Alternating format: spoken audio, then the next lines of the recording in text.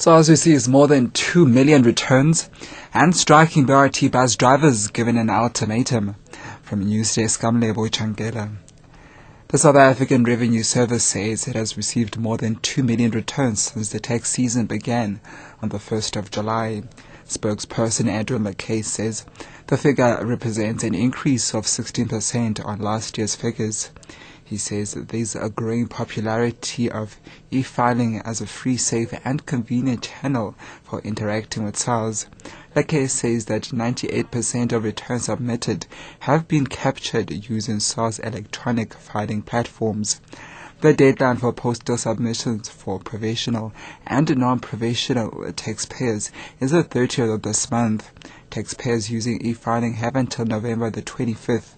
Provisional taxpayers who use e-filing have until January the 31st, 2012 to submit returns. Striking BRT bus drivers in Johannesburg have been given an ultimatum to accept the revised offer by the company that runs the system, Patrons, or face what it calls a lockout. Workers are demanding a 15,000 rand basic salary, but have now reduced it to 13,000 rand. The employer body is offering 8,500 rand. Drivers have been on strike for 8 weeks now, leaving 40,000 commuters stranded. Eric Motwan is from Patrons. The mediation yesterday came to a dead end, and then we agreed to abandon the mediation as per the recommendation of the mediator. And then we proceeded to give our drivers the offer. And the offer is open until 10 o'clock this morning, whereafter, if there's no action from their side, we will have to get other drivers to resume the operation. Minister in the Presidency Trevor Manuel has told the National Assembly that public representatives have the responsibility to allay the fears of South Africans who are not keen to participate in Census 2011.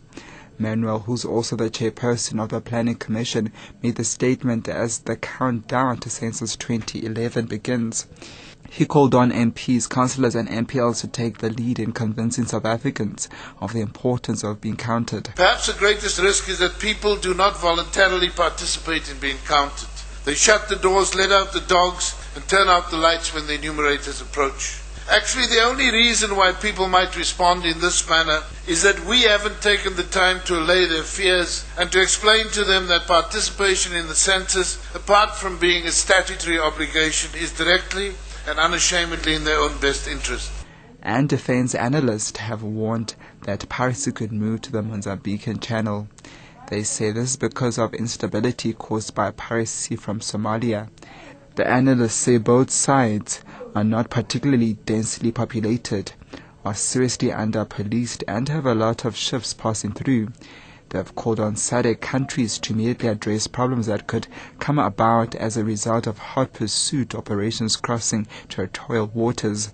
South Africa is the only SADC member that has a navy of any size. Madagascar, with more than 4,000 kilometers of coastline, has one patrol craft and one landing craft.